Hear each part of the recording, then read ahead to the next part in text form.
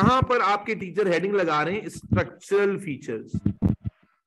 बेटा ये इंपॉर्टेंट है, जो मैं शुरू में बता रहा था, अभी मैंने आर्टरी और वेन के बारे में जो बातें की वो बहुत ज्यादा बेसिक बातें हैं, और अगर आप गौर करें तो इनमें से कोई भी पॉइंट स्ट्रक्चर के बारे में नहीं है। लेकिन एग्जामिनर क्या करता है, वो जानता है कि ये सारे पॉइंट्स ओ लेवल में पढ़े हैं आपने, और ये आपको ऑलमोस्ट याद ही होते हैं, रिकॉल हो गए अभी। तो जब आर्टरी वेन का कंपैरिजन आता है तो अक्सर बच्चे यहां से उठा के पॉइंट्स लिख देते हैं। बेटा अगर उसने कहा कि स्ट्रक्चरल फीचर्स लिखने हैं तो इनमें से कोई भी बात आप लिखेंगे आपको कोई मार्क नहीं मिलेगा, क्योंकि ये स्ट्रक्चर के बारे में है ही नहीं। अब स्ट्रक्चरल फीचर्स में अलग से लिखवा देता हूं ताकि आपको पता चल जाए कि स्ट्रक्चरल फीचर्स में हम स्ट्रक्चर के बारे में बात करेंगे, और वो बात ही आपको, अगर स्ट्रक्चरल फीचर पूछेगा तो यही बात लिखनी है आपको। ठीक है जी। अब आ जाते हैं यहां से, अब इसमें पहला पॉइंट क्या आ जाते हैं कि आर्टरी जो होती है हैव थिक वॉल। इनकी वॉल्स कैसी होती हैं बोलो बेटा? Thick wall. जबकि वेन्स की वॉल कैसी होती है? तुमने ओ लेवल नहीं पढ़ा भाई? Thin wall.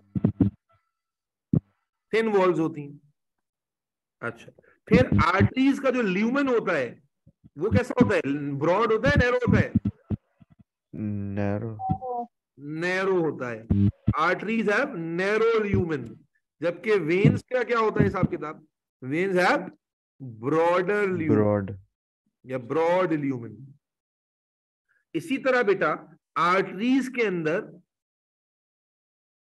कोई वैल्व्स नहीं होते, हैव नो वैल्व, क्योंकि वैल्व का जरूरत ही नहीं है, ब्लड ऑलरेडी प्रेशर से जा रहा है। लेकिन वेन ने चूंकि रिटर्न करना होता है ब्लड अगेंस्ट द ग्रेविटी, तो इसलिए वेन्स में ब्लड फ्लो बैकवर्ड ना हो, इसलिए veins have valves to prevent, बोलो बेटा, to prevent back flow of blood, to prevent back flow के वेन्स अगेंस्ट दी ग्रेविटी चूंकि ब्लड को मूव कराती हैं, इसीलिए वेन्स में बैक फ्लो ऑफ ब्लड को प्रिवेंट करने के लिए क्या होता है? वेल्व्स होते हैं। बेटा बात समझ में आ रही है या ऊपर से जा रही है? फायजा, आफरीन, आयशा, बेटा यहीं पर बात खत्म नहीं होती। अब आ जाता है कुछ गेम डायग्राम का, लिसन वेरी केयरफुली। अब आर्टरीज और वेन्स में स्ट्रक्चरल फीचर्स में कुछ बातें मैं और बताने लगा हूं, और वो है डायग्राम के थ्रू बताऊंगा ताकि अच्छे से समझ में आ जाए। बेटा जरा समझना, अब बहुत यूनिक बात बता रहा हूं। अभी जब हम ओ लेवल से पढ़कर आते हैं तो हमें क्या पता चलता है कि आर्टरीज जो है वो थिक वॉल होती हैं और वेन्स जो है वो थिन वॉल्स होती हैं।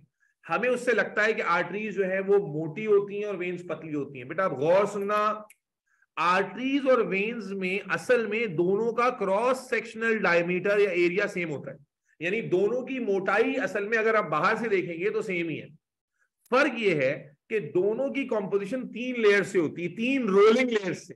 अब जरा पहले समझ लीजिएगा, पूरी बात सुनना, और समझ में ना आए तो फिर पूछना। दोनों की जो कंपोजिशन है वो 3 लेयर से। पहली एक्सटर्नल लेयर जिसको हम कहते हैं ट्यूनिका, ट्यूनिका कहते हैं लेयर को। पहली एक्सटर्नल लेयर इसको क्या कहते हैं बेटा? इसको कहते हैं ट्यूनिका एक्सटर्ना, ट्यूनिका एक्सटर्ना। फिर मिडिल लेयर जिसे कहते हैं ट्यूनिका मीडिया, और फिर इंटरनल लेयर जिसे हम कहते हैं ट्यूनिका इंटिमा या इंटरना, दोनों कह सकते हैं। और यही 3 लेयर वेन में भी होती हैं, बिल्कुल यही 3 लेयर। ट्यूनिका, बोलो बेटा, एक्सटर्ना, ट्यूनिका, अरे बोलो बच्चों, ट्यूनिका मीडिया और ट्यूनिका इंटरना। अब ये किससे बनी होती है बेटा? ट्यूनिका एक्सटर्ना जो होती है ये बनी होती है इलास्टिक फाइबर और कोलेजन फाइबर से। इलास्टिन और कोलेजन, अरे बोलो भाई, इलास्टिन और कोलेजन, ये कंटेंट याद रखने, ओ लेवल्स में नहीं थे, अभी हैं। क्या कंटेंट है? Elastin, elastic fibres and collagen fibres. Collagen protein होता है, इलास्टिक फाइबर्स भी प्रोटीन होते हैं। तो आउटर लेयर में सेल्स नहीं है, क्या होते हैं? प्रोटीन होते हैं जिसको मजबूती देते हैं। कोलेजन आप सुनते हैं, collagen is a structural protein जो कि मजबूती देने के लिए काम आता है। और यही सेम शिट यहां पर भी होता है, elastic fibres and collagen fibres, और बिल्कुल सेम क्वांटिटी में होता है। गड़बड़ आती है मिडिल लेयर में। मिडिल लेयर में होते हैं बेटा मसल्स। क्या होते हैं बोलो बच्चे? मिडिल लेयर में क्या होते हैं? अरे बोलो, मसल्स। यहां जो आर्टरी और वेन की मिडिल लेयर होती है ना बेटा, इसमें स्मूथ मसल्स होते हैं। क्या होते हैं? स्मूथ मसल्स, अरे ऑनलाइन वाले बोलते नहीं हो, फिजिकल वाले बच्चा बोल रहा है खाली। Smooth muscles. और बेसिकली यहां से आ जाता है डिफरेंस कि जो स्मूथ मसल का कंटेंट है ना आर्टरी में, क्योंकि आर्टरी में प्रेशर ज्यादा होता है ब्लड फ्लो की, तो आर्टरी में उस प्रेशर को बर्दाश्त करने के लिए जो वॉल है, मसल है, जो ताकतवर यूनिट है, और वो उसमें ना मसल कंटेंट ज्यादा होता है। तो मीडिया के अंदर क्या है, स्मूथ मसल्स हैं, और ये ज्यादा क्वांटिटी में, जबकि वेन के अंदर ये जो मसल कंटेंट है ये कम होता है। समझना, दोनों का ओवरऑल साइज सेम ही है, लेकिन इसके एक्सटर्नल लेयर भी दोनों की एग्जैक्टली अरे बोलो बच्चों सेम है। मिडिल लेयर में मसल कंटेंट का डिफरेंस है। आर्टरी के मिडिल लेयर में मसल कंटेंट बहुत ज्यादा होता है और वेन में कम होता है, जिसकी वजह से आर्टरी की वॉल क्या हो जाती है, थिक। और जो इंटरनल लेयर है बच्चों, इंटरनल लेयर में सिंगल सेल लेयर होती है जिसको हम एंडोथीलियम कहते हैं। क्या कहते हैं? Single layer of flat sales, जिनको हम एंडोथीलियम कहते हैं। और यहां पर भी ऐसे ही होता है, single layer of flat sales, single layer of flat sales जिसको क्या कहते हैं, एंडोथीलियम, एंडोथीलियम। तो ये भी आर्टरी और वेन में क्या होती है, सेम होती है। इंटिमा के अंदर क्या होती है, एंडोथीलियम, फ्लैट सेल की सिंगल लेयर एंडोथीलियम, और यही चीज यहां पर भी होती है। तो मालूम हुआ कि आर्टरी और वेन का ओवरऑल डायमीटर सेम होता है, ओवरऑल दोनों की एक्सटर्नल और इंटरनल लेयर भी सेम होती है। It is the middle layer जिसके अंदर स्मूथ मसल कंटेंट का क्या होता है, डिफरेंस होता है। आर्टरी में ज्यादा, वेन में कम होता है, जिसकी वजह से आर्टरी की वॉल थिक, और थिक हो गई तो ल्यूमन छोटा हो जाता है। ल्यूमन क्या हो जाता है, छोटा। और वेन की जो स्मूथ मसल कंटेंट है वो कम होते हैं, इसलिए वेन का ल्यूमन बड़ा रहता है। Is that clear? तो आर्टरी और वेन का याद रखना बेटा। अब overall cross sectional area same होता है, दोनों की ओवरऑल साइज सेम होती है। अंदर डिफरेंस क्यों आता है, वॉल की थिकनेस में डिफरेंस क्यों आता है, due to deposition of smooth muscles.